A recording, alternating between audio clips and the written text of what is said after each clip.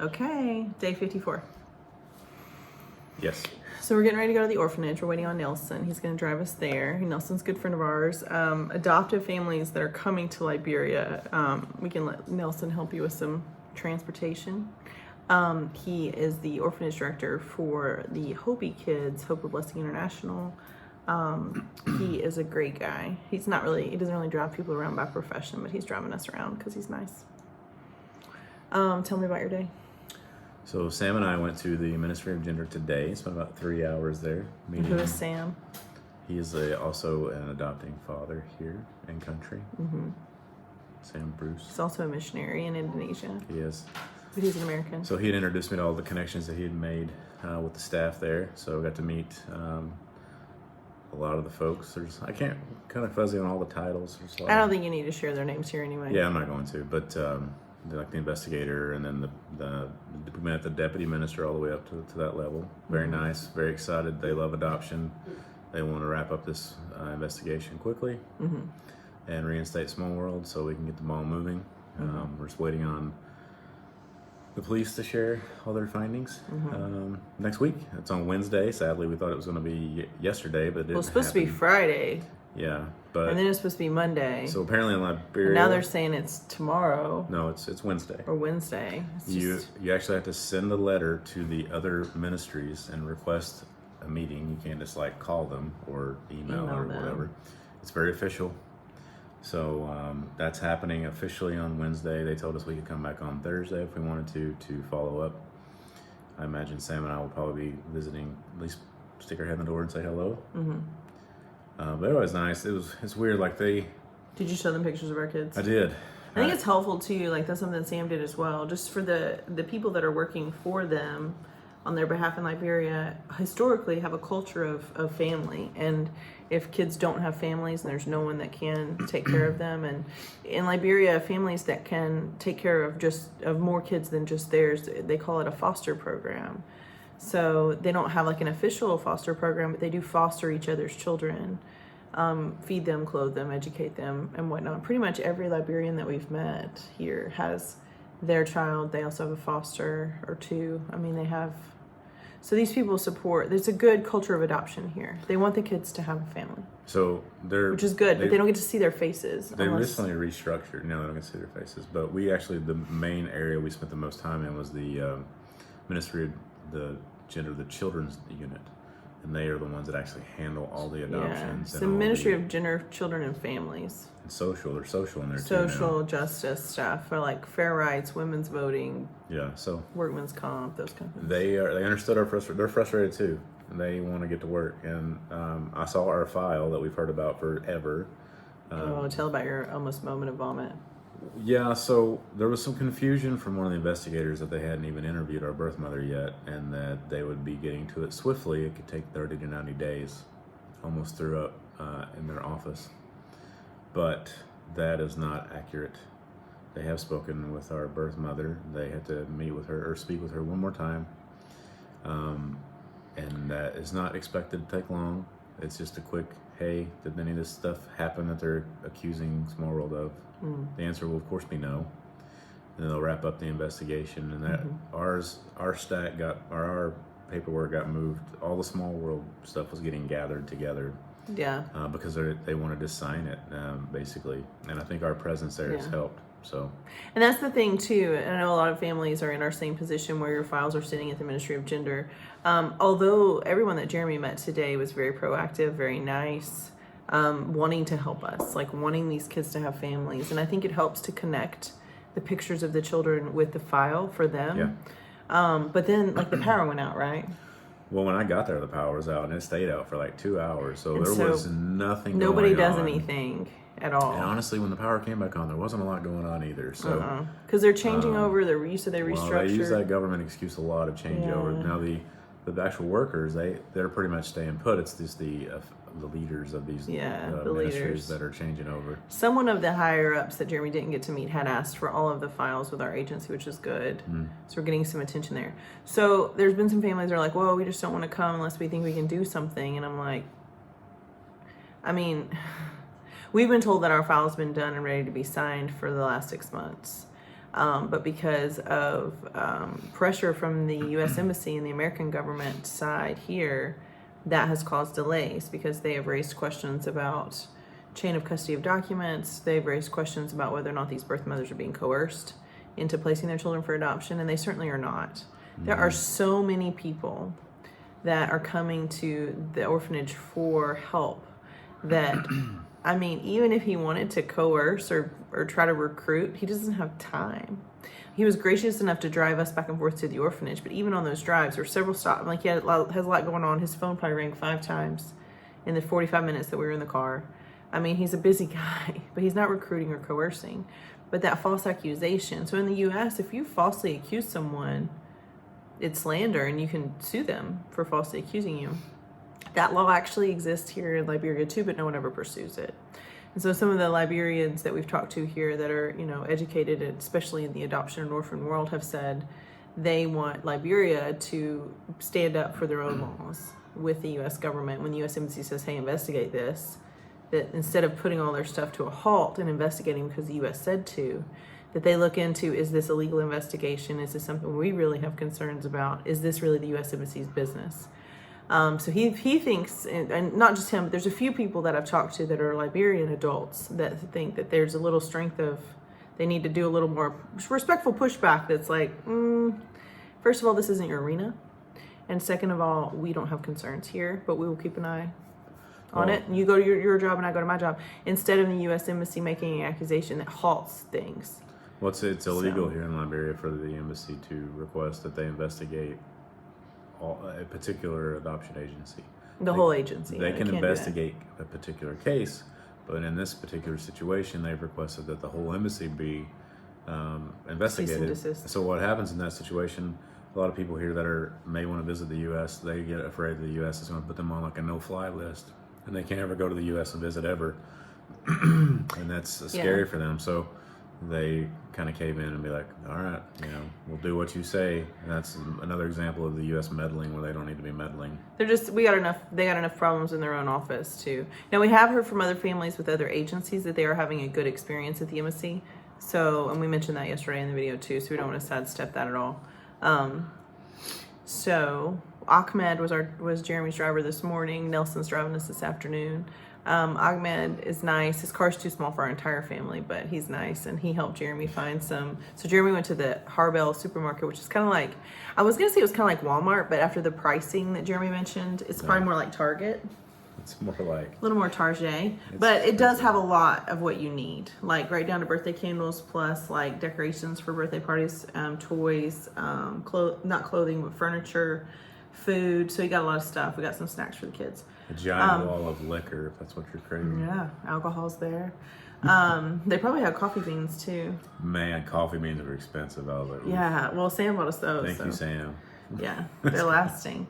And then we were on our way back, and Jeremy couldn't find like a clothesline. And I'm like, I just need a rope. Like, I had on my packing list to bring to Liberia tie-down string. And there have been several instances that I needed my tie-down string, and I did not have it. But a clothesline. So now we have a clothesline for our clothes. So I'm going to ask one of the women at the orphanage today if I can take some of the kids from the orphanage's dirty clothes and just wash them here in the sink like I've been washing ours, just to kind of decrease that burden, because they had a water pump issue, so I think they got kind of backed up. But that's still not officially fixed yet. Really? Yeah, sorry, I need to tell you that. Oh, well, definitely. They're waiting on take the some of the laundry. They're waiting on the electric department. So yeah, just getting the electric department to come out to the orphanage has been like an act of So God. at the clothesline, Ahmed just said, "Oh," and we pulled over like this side of the road market, like you would think like a flea He market. left Jeremy in the car, put on his flashers. I was going to defend the car. Jeremy was like, and then he went and disappeared and came back. Well, I saw him most of the time. Most of the time. Be like Hassan. Hassan's one of the other drivers that has been driving Carrie and Sam around, and me too. And Hassan's like, I'll take you shopping, but here's the rules. Fun adventure is that I got 300. No, wait. I'm sorry. Don't go where I can't see you. Yes. I mean, and he's serious too. Yeah, because I mentioned this before, but Sam like deviated out of his field of vision. He stopped for us to go to the bathroom in this really nice hotel, and he was staying in the car, and Sam like deviated to wash his hands, but he went out of Hassan's field of vision. He honked his horn and was like, get back in where I can see you. Pal. So, I mean, I do think there is a risk of robbery. So, but anyways, he came back with the... Well, yeah, it was like No, it was $1.50 for the rope, and I got back like 350 I can't talk, Liberian dollars. Yeah, and I was so like how much 100. is this? And he was like 100. Two hundreds is like $1. Yeah, so $100 bill is like 50 50 cents. cents. Yeah. 50 cents. 50 cents. Inflation. So, but one thing I want to go back to, and I can't say this enough. So, although we're not guaranteed that Jeremy's presence will make a difference at all, and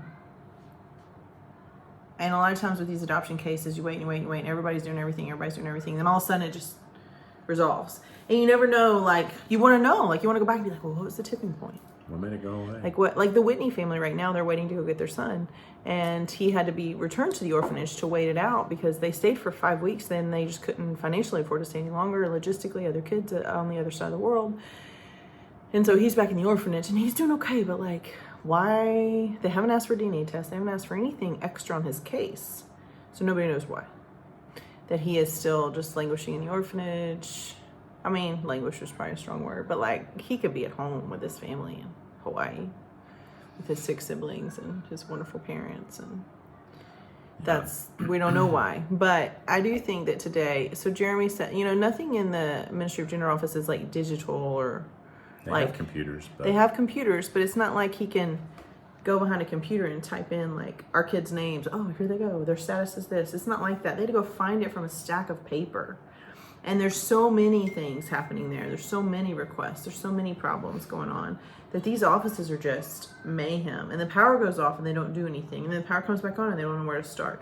But they were kind enough, because there's just so much. And it's a lot. And they changed over administration. So there's new people in charge. And so, but the fact that Jeremy was there and advocating for our kids and putting like a face to a file and a father to a file, and was like urgently saying like, we're here with our whole family. We can stay for a little while, but we can't stay forever. But we don't want to leave them here. Right. What was one thing that the lady said? There was one lady that said to you and to Sam, she really felt your frustration, and she said, we need to get something out there for these parents. We need to move something forward because they're spending a lot of time and a lot of money, and they love these kids, and we want to see these kids placed in this safe family forever, right? What did she say? That's exactly what she said. So it was good to have the awareness from a Liberian government official. She's like, we want to see this. Yeah, these people are spending a lot of time and money, and we want to communicate with them. Like, thank you. But even though she believed that probably before you walked in the office, she had not said it to an American parent. Right. And for her to look at you and say that and make that connection of, I understand that this is expensive. I understand that you've been doing this for a long time. I understand that your kids don't belong in an orphanage and they have a family now. We need to do something for the parents. She wasn't saying just for Jeremy or just for Sam, but she understands that there's a group of parents that have been waiting longer than anticipated for things that were before the investigation started. Before they did this investigation that they are now saying is holding everything up, they should have, and I'm like, we should have come sooner. Like, I wanted to come sooner. We should have come sooner.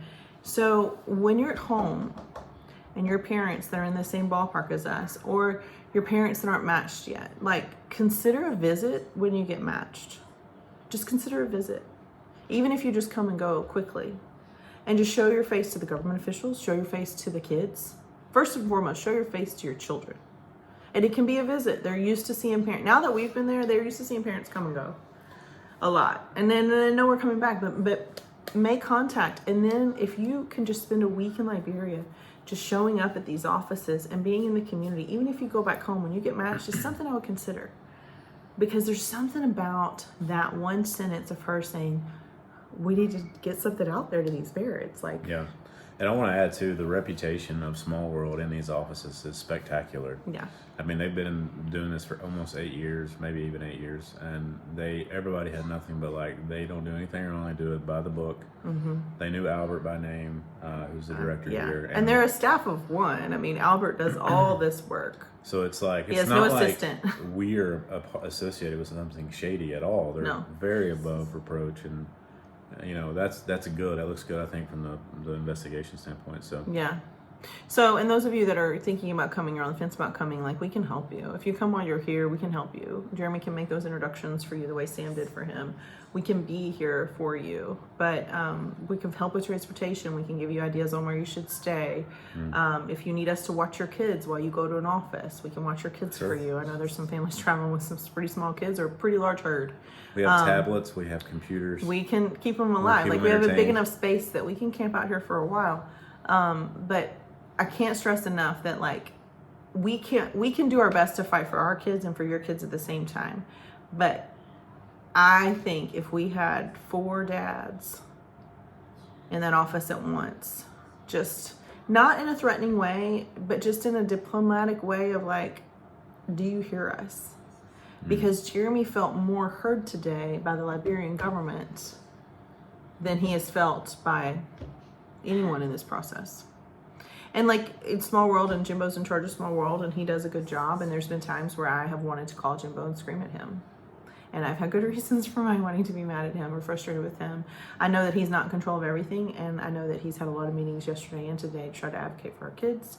And we know that one kid is getting to exit because she got permission from the U.S. Embassy to go. We know that her family is going to be here next week. We can't wait to meet them in person.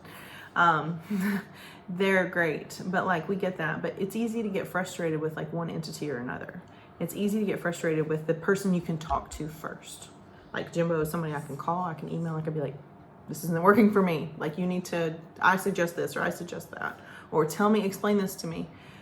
And I think you should have those conversations. But there's nothing more powerful than a parent standing in an office giving that example to the Liberians that, like, I mean, we're putting our entire life on hold because these kids are valuable to us.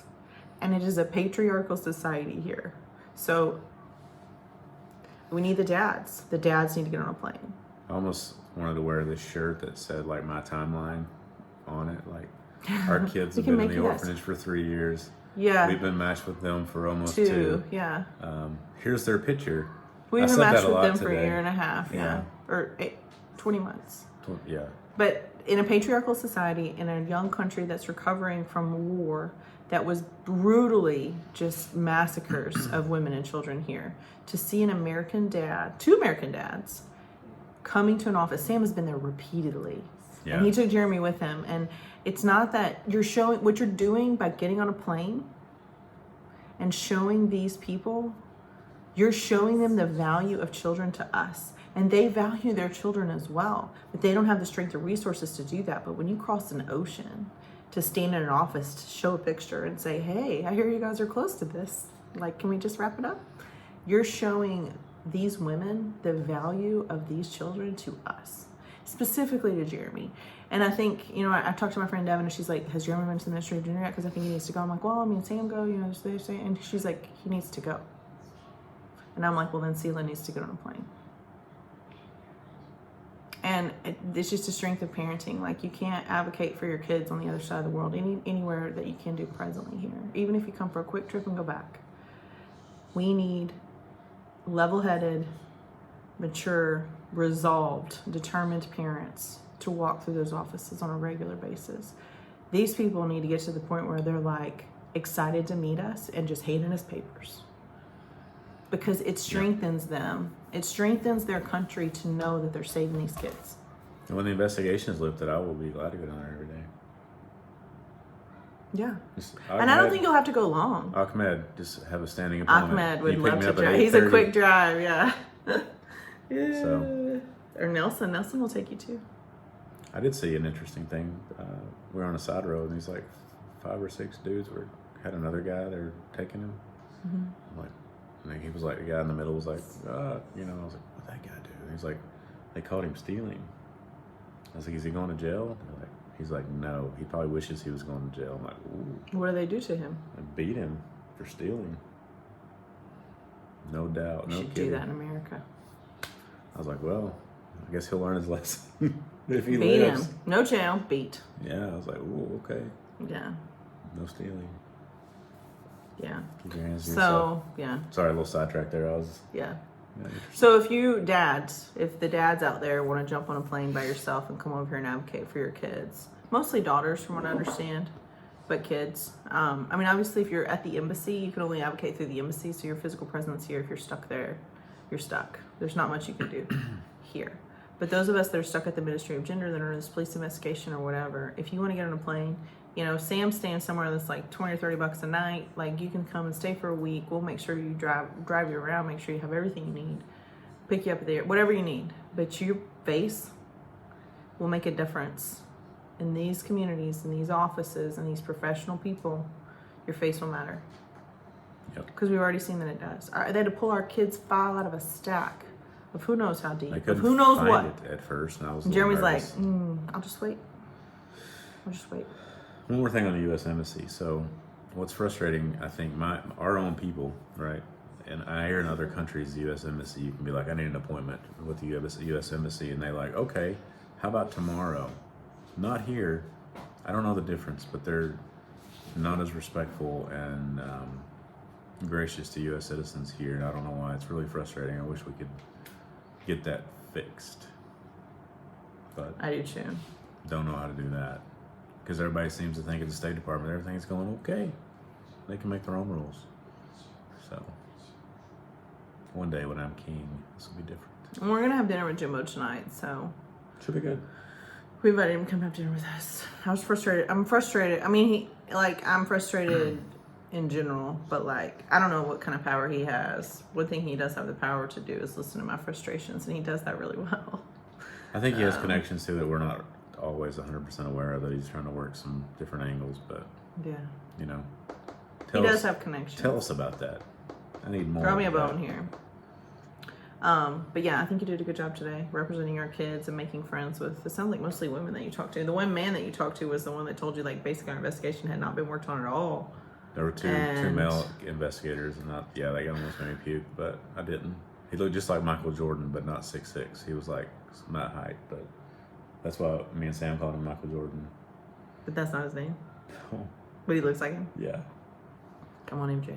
Come on, MJ. But yeah, he might have made Jeremy throw up. The guy knew. But it. even then, so okay, here's another thing. So let's say that you're matched with your kid and you're at the MOG, and you go down there to the office and they pull your chart, your file out, and they say we haven't started, but we should be able to get it done between 30 and 90 days, right? Sure. Where do you think your file was in queue before that conversation? I mean, they've had our. Because we've paperwork. sent other people. Albert goes every week to ask about a list of kids. He has a list of kids. He goes every single week and asks. However, when you're physically there and Jeremy had our file pulled out and looked at and put in a different place, somebody's touching it. And he'll go back and they'll touch it again and they'll touch it again. Finally, they'll get tired of meeting him because it's bad PR for them to have this American keep coming in. You know, but he's nice. But more than that, it's not about the PR for them. I really do think they genuinely want to help their kids. They definitely do. I think, you know, it was weird. Like, I saw that file. I was like, don't cry here in front of all these people. But I was like, that's the file that I've heard about for like ever. You know, it's like, that's the magical file. And So just it's like, been I just want to grab it and run out the door. That It's probably been wouldn't 15 help. months. Probably wouldn't help. They've had it in their possession for 15 months. I said that too. I think You said 15 I said months? 15 months. I said, you know, you guys have had our stuff for 15 months. And it's something culturally too. If you say that they're delaying, that they almost take offense, like that means that there's something corrupt going on. Or they're looking for a bribe. They're looking to be microwaved, as they call it. Sometimes if they delay too long, then sometimes there are business practices in Liberia where they will delay until they get a bribe. But these people are very first of all, we would never pay a bribe for a child. That's trafficking. Second of all, they would never take a bribe for a child because that's trafficking. But they're not looking to do anything nefarious. But they also are a young country. They do not do business the way we do business in the U.S. overall. They are not used to it. Like, even, you know, you talk about like the drivers and stuff. They always have like a person kind of coordinate. Like, they don't necessarily understand the value of what they're doing. And they're learning. But they are a young country that needs good examples of good business practices. And a good business practice is polite persistence. Yes. And that's what we're going to do. But this would go a lot faster if there were more families like us here. It just would. So, I know it costs a lot. But I would put your faith in God to pay that tab. Yes. and get on a plane. Let's get this investigation lifted. So, all right. Yeah. What was that? Day 54, right? I gotta look again. Day I always have to 54. look. When we're doing it Yeah, in, I was thinking like, remember that show Car 54, Where Are You? It's a really old show. what was that? Car 54, Where Are You? It's a really like a black and white show, I think. Today is day 54 or day 53? Oh, it's 54. 54, day 54. What was it? What'd you say? Sorry. There was a show a long time ago called Car 54. Car 54, Where Are You? Or something like that. It's like black and white. I just used to watch it Oh, what was it about? when I was a kid. It was like a police show, I think. Their car police number was 54. It's a random fact. There you go. Got it. Car 54, where are you? Yeah. Okay, quick Noonday commercial. I'm wearing the Cotswold, it's like an oversized top. It's flowy. I got the glass necklace made in India. This is made in Uganda. And then the bracelet that matches it. These are about to sell out. So we're gonna do. Are you excited about our Noonday show? Sure. Don't say sure. You know me, I like the fancy jewelry and stuff. Yeah. Looks good on You me. like the white tunic top? I do like that. Sherman's like, "Where's that white shirt you got? You should wear that." That's right. Yeah, he likes the white tunic. I'll wear that tomorrow. I try not to wear it though. Today I'm wearing Looks weird on me. my flowy Cotswold pattern top that makes me look smaller than I am. The Cotswold looks weird on me I now. don't wear earrings. I'm sorry. I know it breaks my Noonday friends' hearts. They're like, "Put on the earrings." I'm like, it's not my thing. All right. Love you. Love you too. Bye.